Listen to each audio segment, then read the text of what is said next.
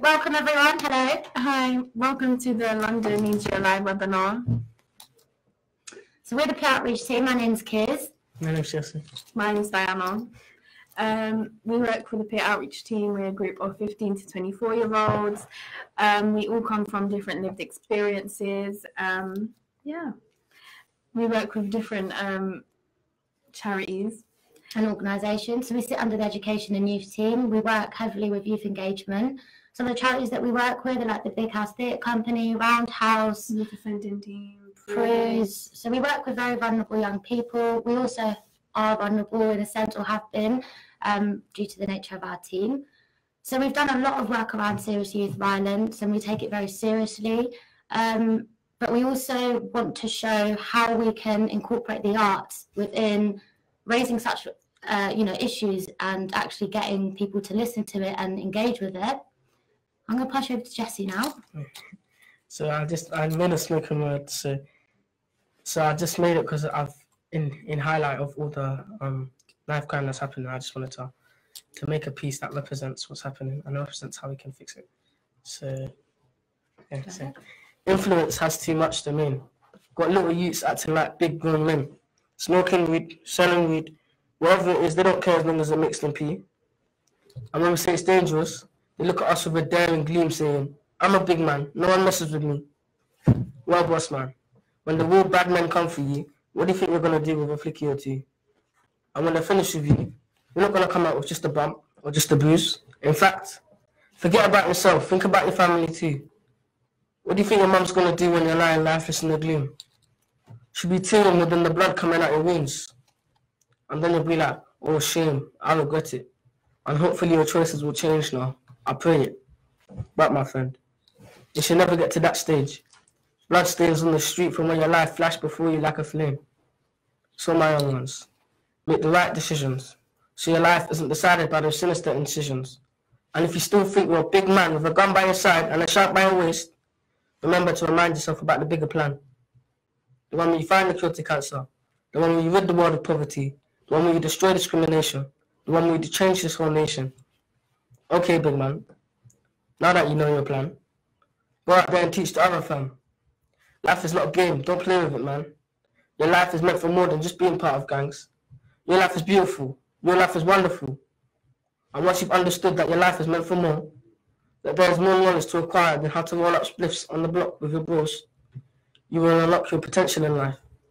And you will be past the mic to preach to others about the right way of life.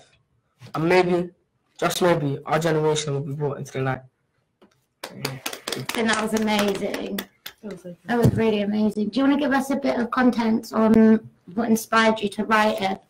Sure. So what happened was, it's just like, I think just started this year.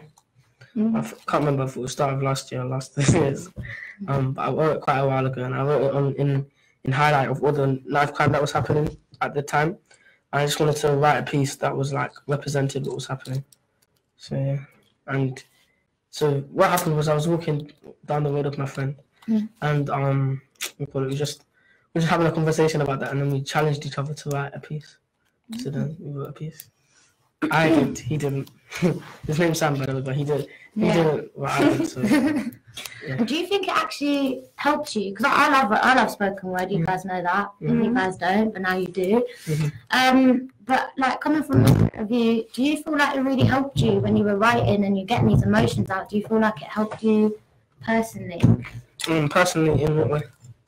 Like, do you think you could talk about like crime easier through like performing arts? I think that it's a more powerful way to show the impact of life crime and how it affects people's lives. But I don't mind using either way. I can speak this way, but when making spoken word is fun and interesting. So yeah, definitely, I agree. Yeah. I think it really helps me release my emotions in a particular way.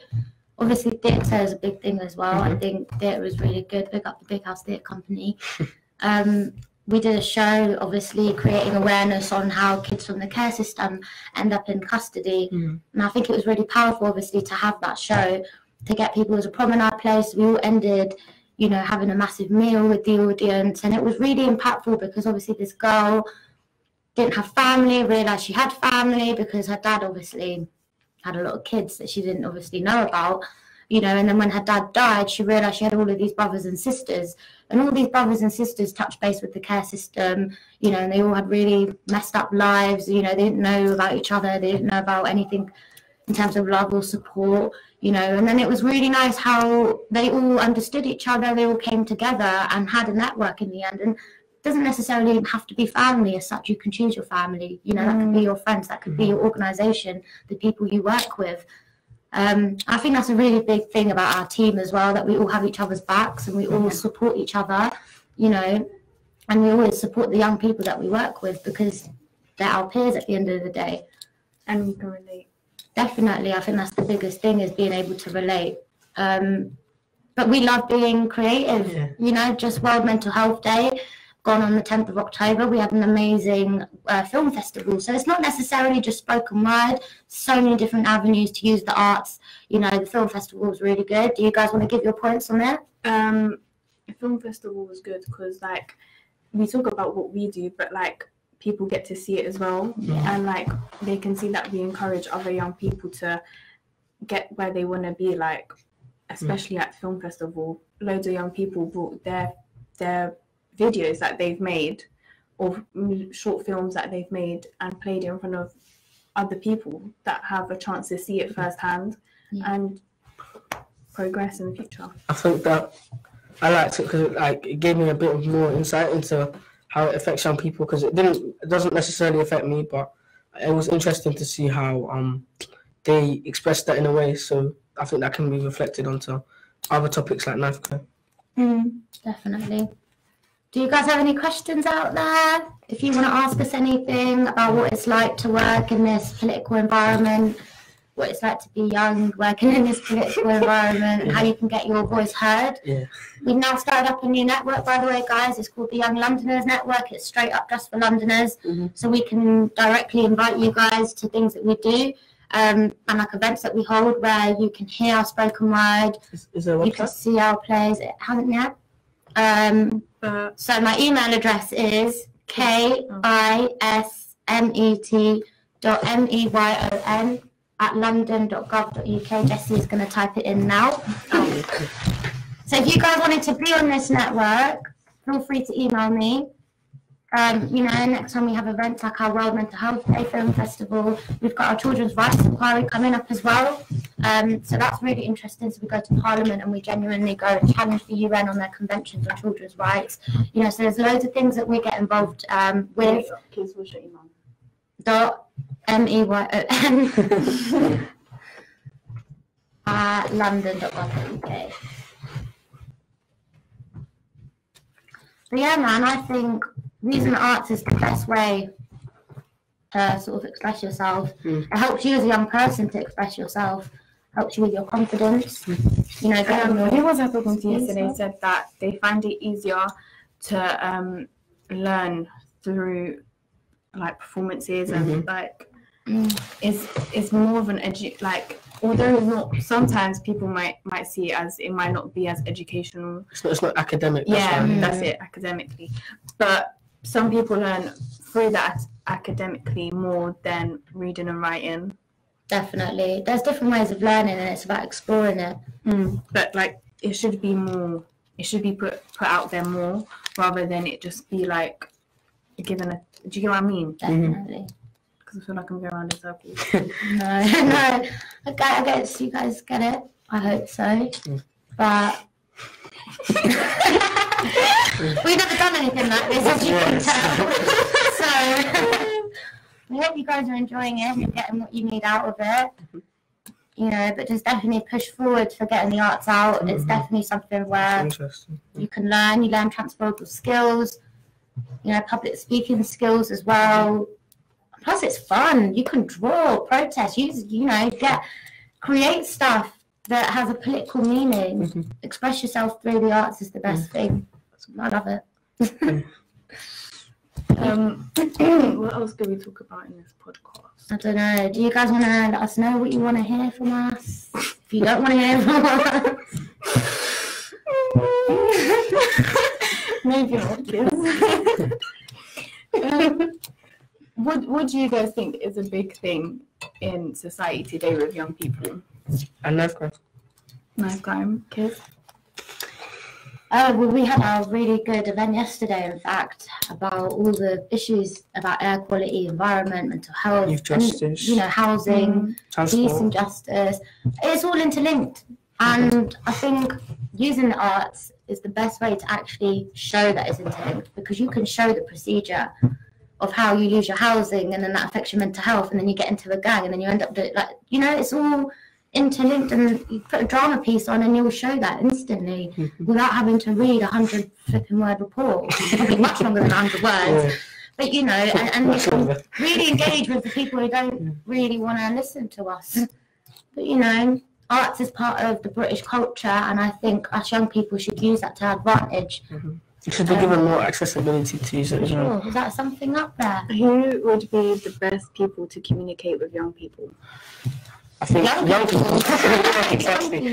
So I think if you you guys. Yeah, I think if you just put them in more, put certain young people representatives in more places of power, so they're listened to more often, and youth MPs and youth mayors that some of them are encouraged in. I actually have a question for you guys.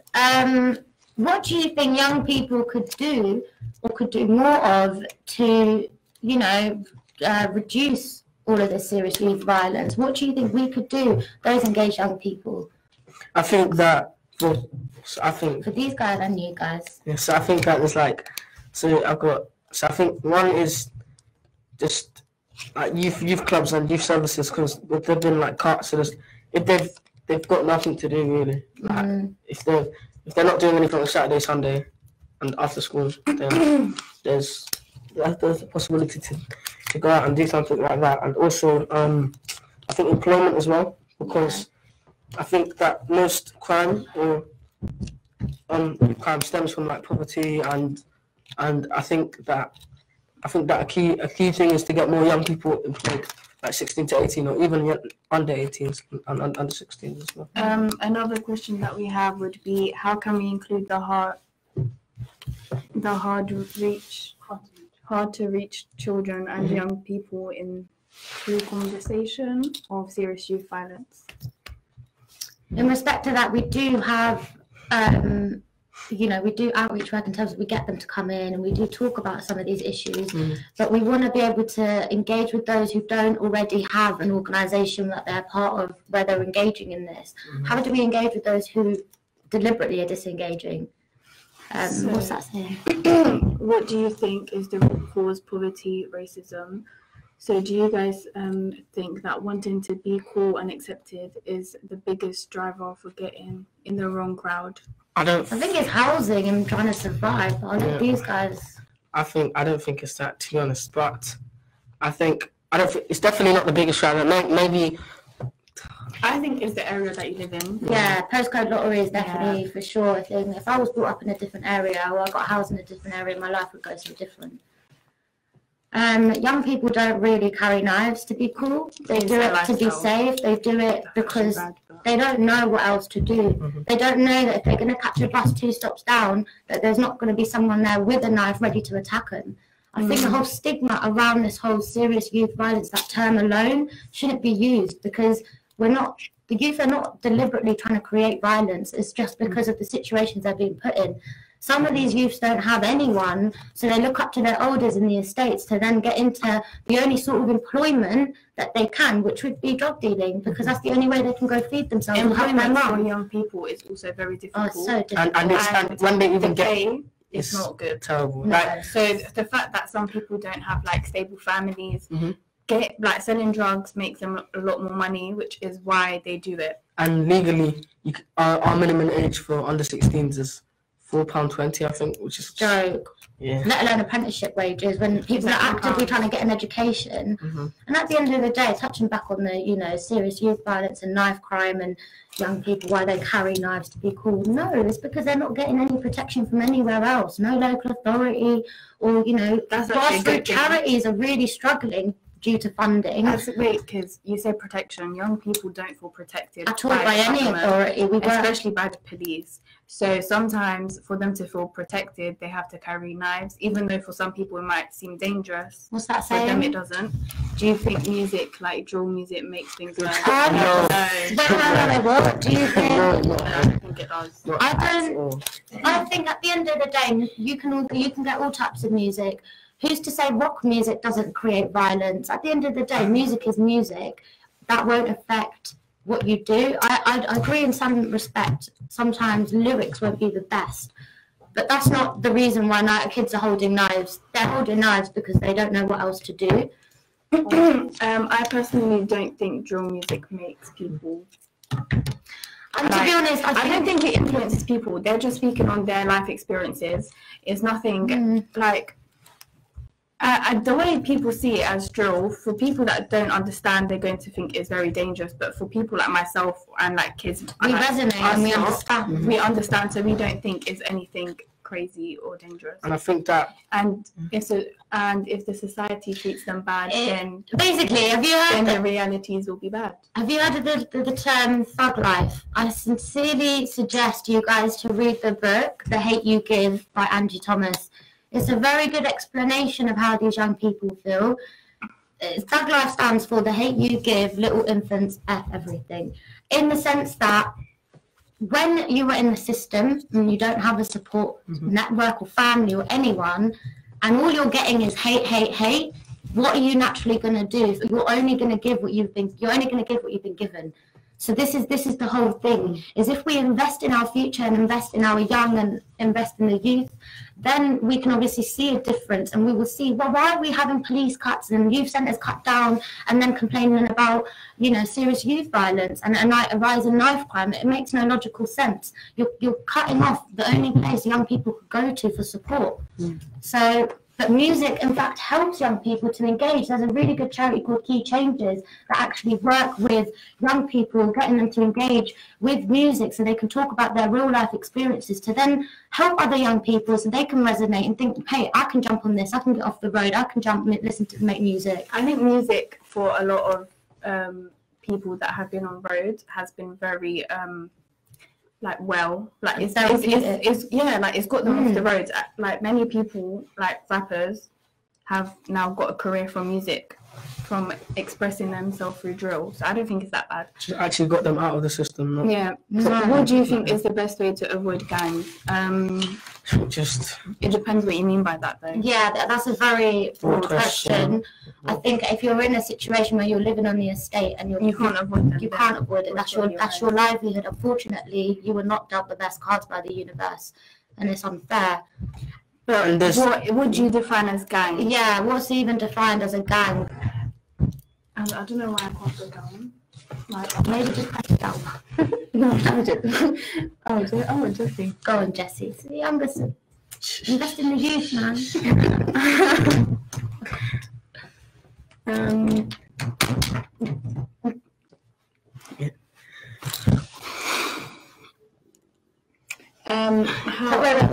Do you think older people understand what it's like to be young in London? No, not at all. I think that they make stereotypes and they base their from when they. I mean, back in the day, gangs have always been part of the culture. So why is it now that you're referring to gangs being just young people? You've got older people who are part of the gangs. And not only that, you're talking about BAME people, black and ethnic minorities. They're the gangs members. That's not fair. You had the IRA. You've had so many different types of gangs, and I can assure you they were not young. And at the end of the day, I'm just trying to say, you could even call Parliament as a gang, the House of Lords as a gang. At the end of the day, if you think about it in the sense, ignore what I do. At the end of the day, you got to think of them as a society trying to get by and trying to get their voice heard. That makes sense. And what I meant by that, don't take that out of the wrong context, please. Yeah. But in the sense that, there were a group of people who are being repressed, obviously not the House of Lords. It's almost like the rich and poor, and it's like the House of Lords are one whatever you want to use the term gang, and then you've got young people, and it's like they're retaliating because they're not understanding each other, because it seems like we don't want to be heard. by those people who are making these laws for us. And I think that, like, even this was pointed up, I saw it in a video the other day, it was pointed up like lots of violent imagery and violent words have been used within Parliament, so it's not just during music, it's actually within Parliament as well, and within their speeches and what they talk about. So but they're the elite gang and we're the poor gang. That's what it's like, if you want to talk about gangs.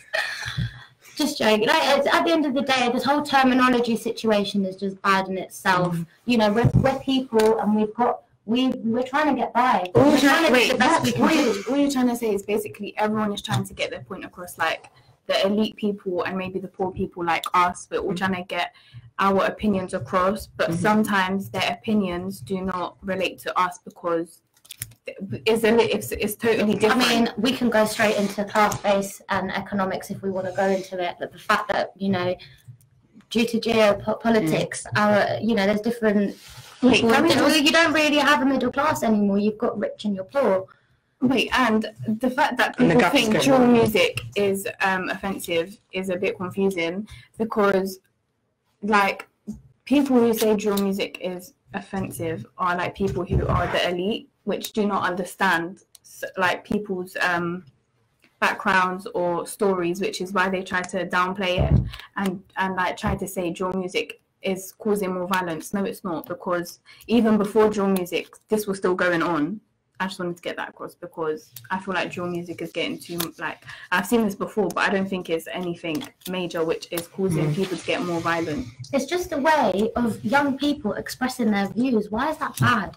We have a lot of political art. We have a lot of other ways other people can project it. If you go onto the West End, there was a play about Marx. If people can get political, you know, in different avenues, why can't you do it via music? I don't think that's fair, and I think that's actually really key for us young people to do, is get into the arts, because one way it's helping us, and another way it's helping practitioners and the elite gang to understand what we're going through.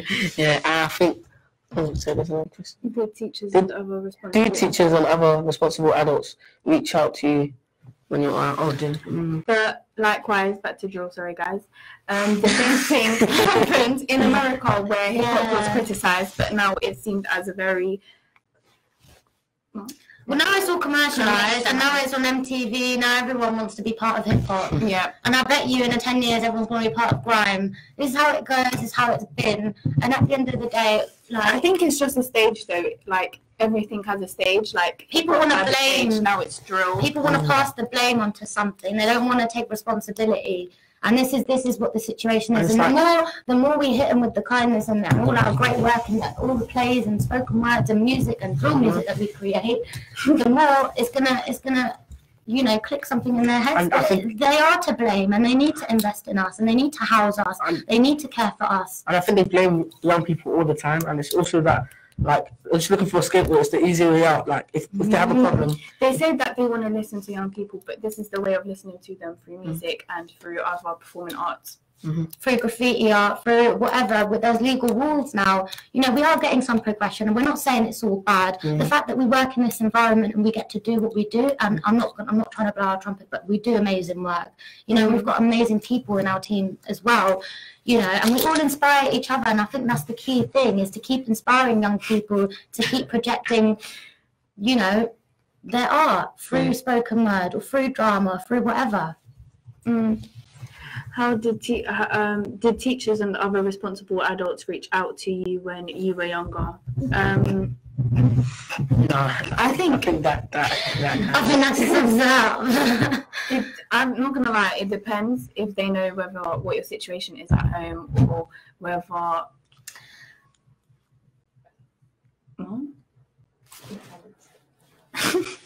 No, but I'm just trying to say. We've also got another one of our pay outreach workers, Mahal.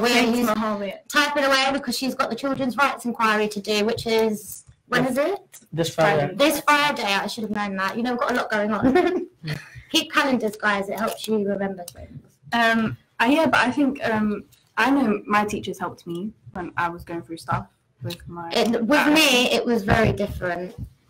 I guess it depends. I didn't have a bad experience. I think now it depends. It depends. There's like some schools have really good support systems. Like I think my school has quite a good support system. Maybe not one of the best, but it's adequate enough.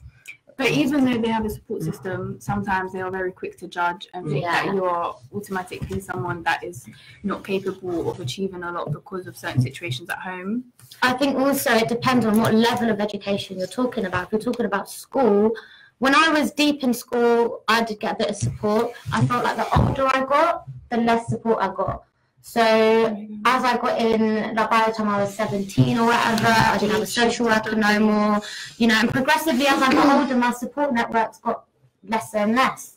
And obviously university can only, you know, support you to a certain degree, but I think university level, people need to also understand, you know, we're really fighting for young people to be seen up to the age of 25, because especially if you've hit that mark of, you know, being vulnerable or hit base with a care system up to 25, you do need to be supported, and that's really what we're trying to fight for now, especially with our new BAME Care Leaders Roundtable. How should we use social media to improve the platform?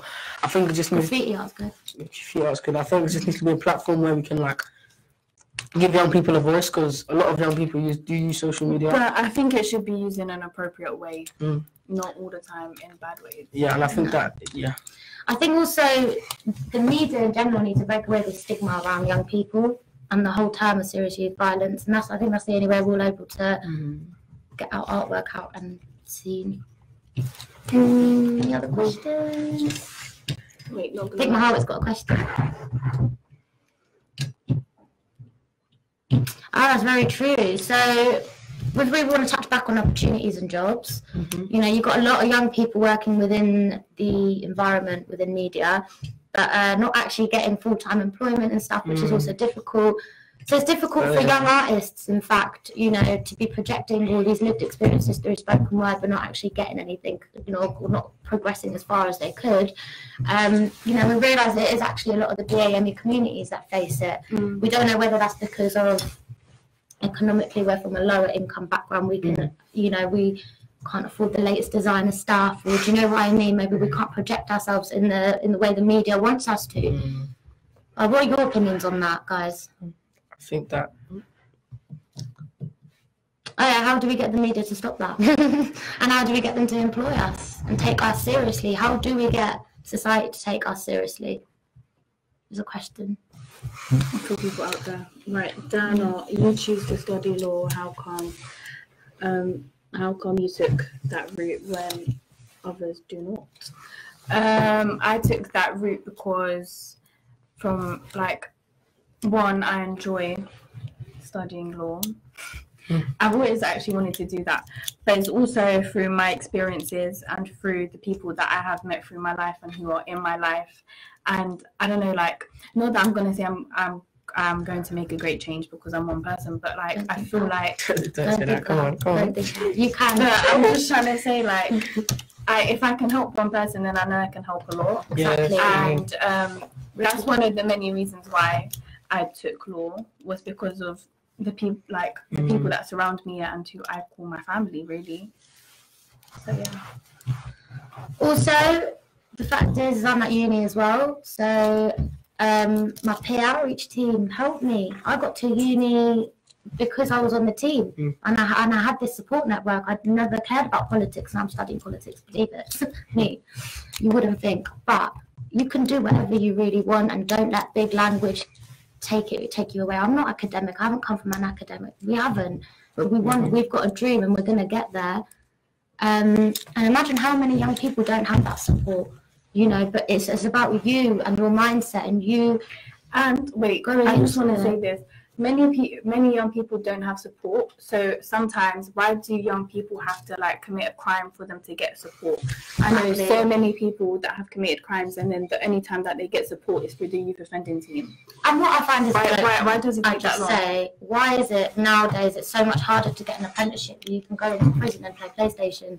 It's almost like they're enticing you to come back. And if you've got housing issues, you might as well go back because you're getting fed and you've got PlayStation. So think biologically, why don't you, when they go in there, teach and get them to have a qualification so they can come out and have a life and not go back into it? It doesn't make sense. Yeah. So money, funding, people who've got money, put it into prevention work, going into schools, investing in young people, getting them into the arts, so their lived experiences can be projected through that. you can help other people understand as well. And then 25% of the population is youth, and 100% we are 100% the future. Imagine that. That's our favourite quote, obviously. And also, what's our motto? Aspire to inspire. Yeah. No, aspire to. Through young Londoners. Oh yeah, through young Londoners comes real change. That spells out. What? Jessie, I don't think that was too far. It doesn't spell out anything. Jessie, what do you want to do when you're older? How about the mayor? How about the mayor, or how about being the mayor?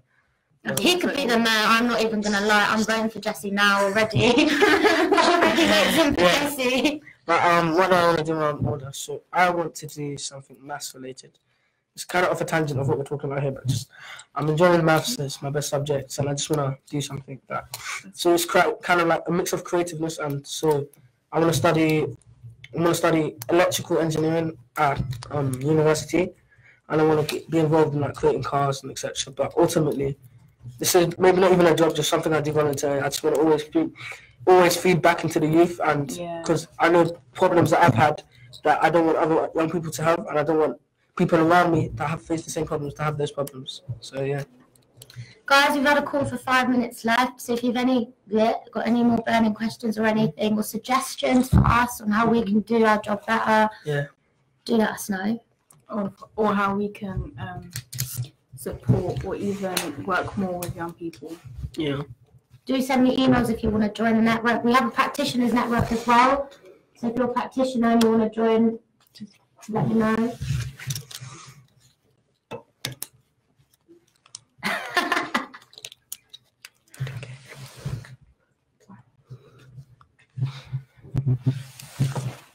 We also want to say thank you for taking the time out actually to listen to us. Also, I was going to say it's interesting because us three have we've all come from different backgrounds, but we're all doing something productive, and there's many people who might not have the same vision, but have the same goal as us to achieve something good in life. But we can all work together, and 1,000 voices are better than one voice. So community-based level, guys, get in your communities, work hard with your communities. It's all local level. Exactly. Things don't push through that quick through central, believe it. And this is all we're trying to advocate for. And you can do anything you want to do, just put your mind to it. For example. Council tax exemption. Oh yeah, 2 years ago we got council tax exempt for care leavers, so anything is possible. Through our Children's Rights Inquiry, and it was through grassroots charities, and our Children's Society. Again, email me if you want any more information on the work we do. Thanks, guys. Thank you. Thank you.